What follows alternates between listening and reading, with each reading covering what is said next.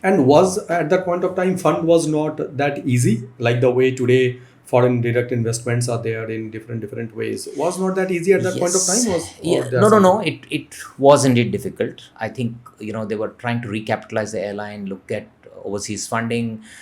They were, Because at that point of time no airline was making money. that's true. A lot of them shut down, right? Yes.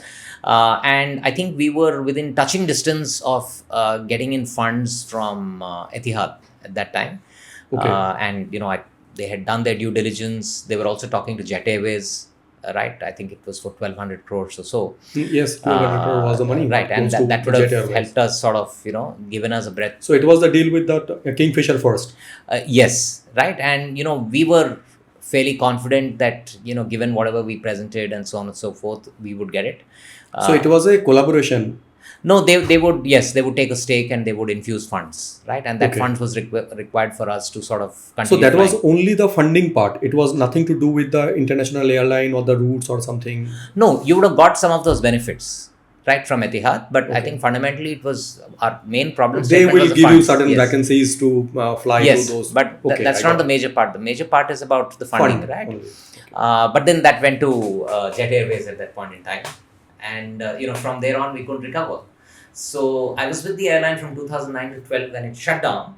I continued my role to head global marketing for Force India, and then the board of a magazine company that Mr. Malia owned, Cine Blitz and High Blitz, Blitz. these are the iconic titles. That was going through rough weather, in part because a large part of their business came from being an in-flight magazine of Kingfisher Airlines. Yes, yes, So, yes. then the board of the company and Mr. Malia said, look, while you're continuing to wear your Force India hat, why don't you go lead Blitz, that's the company, Because that was also burning at that point of right? time. And, turn it around, right?